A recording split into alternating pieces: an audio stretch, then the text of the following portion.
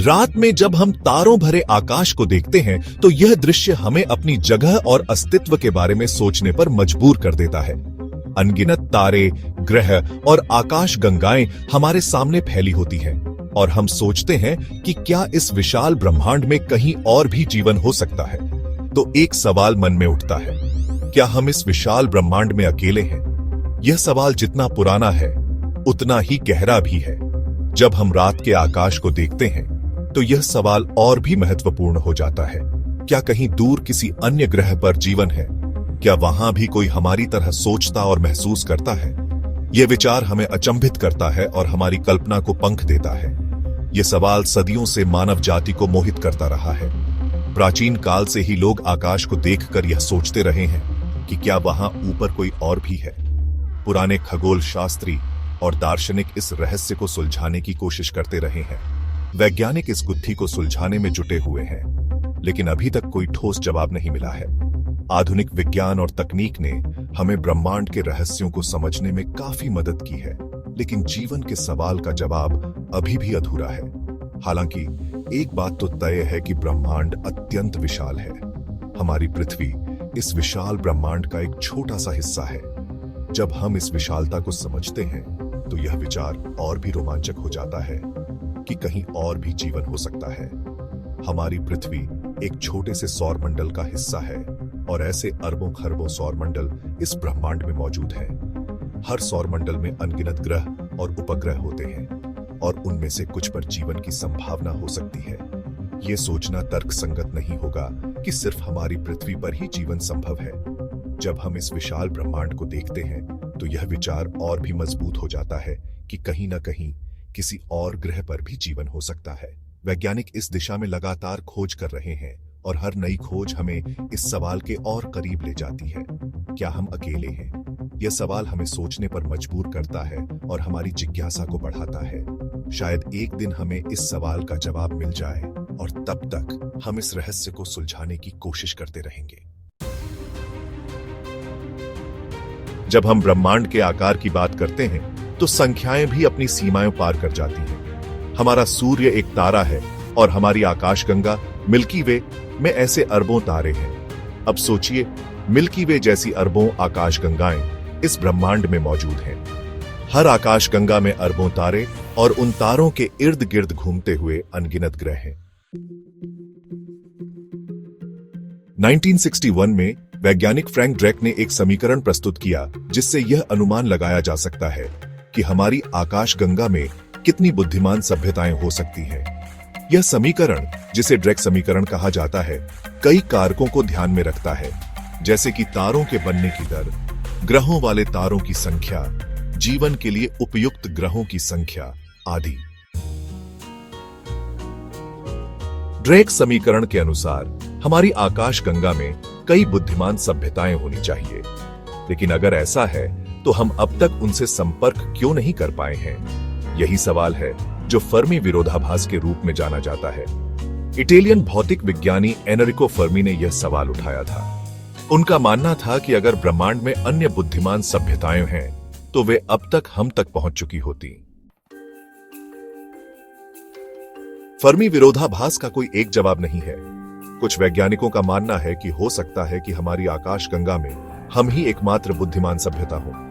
यह भी संभव है कि जीवन अत्यंत दुर्लभ हो और बुद्धिमान जीवन का विकास और भी दुर्लभ हो। सेक्शन 6 ब्रह्मांडीय छिपाई का खेल, the cosmic hide and seek. एक और दिलचस्प संभावना यह है कि अन्य बुद्धिमान सभ्यताएं जानबूझकर हमसे संपर्क नहीं कर रही हैं। हो सकता है कि वे हमें एक आदिम सभ्यता मानते हों और हमसे दूरी बनाए रखना चाहते हों। यह भी संभव है कि वे अपनी तकनीक को छिपाकर रखते हों ताकि किसी भी खतरे से बचा जा सके। सेक्शन 7 महान फिल्टर सिद्धांत, द ग्रेट फिल्टर थ्योरी। महान फिल्टर सिद्धांत एक और परेशान करने वाली संभावना प्रस्तुत करता है। यह सिद्धांत यह बताता है कि ब्रह्मांड में जीवन के विकास के मार्ग में एक या एक से अधिक अवरोधक मौजूद हैं। ये अवरोधक इतने कठिन होते हैं कि अधिकांश सभ्यताएं उन्हें पार नहीं कर पाती। इस सिद्धांत के अनुसार जीवन के विकास के रास्ते में एक महान फिल्टर मौजूद है जो अधिकांश सभ्यताओं को आगे बढ़ने से रोकता है। यह फिल्टर किसी भी चरण में आ सकता है, चाहे वह जीवन की उत्पत्ति हो, बहुकोशिकीय जीवन का विकास हो या फिर बुद्धिमान जीवन का उदय हो। यह फिल्टर एक प्राकृतिक आपदा, एक घातक बीमारी या किसी अन्य विनाशकारी घटना के रूप में हो सकता है। उदाहरण के लिए, एक विशाल उल्का पिंड का टकराना, ज्वालामुखी विस्फोट या जलवायु परिवर्तन जैसी घटनाएं जीवन को समाप्त कर सकती हैं, या स्वयं बुद्धिमान प्राणियों द्वारा आत्मविनाश के रूप में हो सकता है, जैसे कि परमाणु युद्ध, जैविक हथियारों का उपयोग या पर्यावरण का अत्यधिक दोहन। ये सभी संभावनाएं सभ्यताओं के लिए घातक साबित हो सकती हैं। हो सकता है कि अधिकांश सभ्यताएं इस फिल्टर को पार करने से पहले ही नष्ट हो जाती हो। यह विचार हमें यह सोचने पर मजबूर करता है कि क्या हम भी इस महान फिल्टर का सामना करेंगे, और यदि हाँ, तो क्या हम इसे पार कर पाएंगे। ये सिद्धांत न केवल हमारे अस्तित्व के लिए एक चेतावनी है, बल्कि यह भी बताता है कि ब्रह्मांड में बुद्धिमान जीवन का अस्तित्व कितना दुर्लभ हो सकता है। लेकिन यह भी संभव है कि हम इस फिल्टर को पार कर सकें और एक उन्नत सभ्यता के रूप में उभर सकें।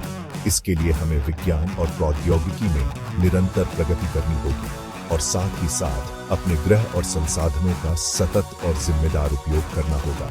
महान फिल्टर सिद्धांत हमें यह याद दिलाता है कि हमारा भविष्य हमारे हाथों में है और हमें इसे सुरक्षित और समृद्ध बनाने के लिए हर संभव प्रयास करना चाहिए। सेक्शन 8। क्या हमारी प्रजाति का अस्तित्व खतरे में है? Is our species in danger?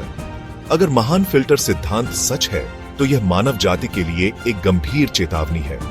हो सकता है कि हम भी इस फिल्टर के करीब पहुंच चुके हों और हमें सावधान रहने की जरूरत है। हमें अपनी तकनीक का इस्तेमाल बुद्धिमानी से करना होगा और अपनी प्रजाति को विनाश से बचाने के लिए मिलकर काम करना होगा। सेक्शन 9। ब्रह्मांड में हमारा स्थान और place in the Cosmos. Fermi विरोधाभास का कोई भी उत्तर हमें एक गहरे दार्शनिक प्रश्न पर ले आता है।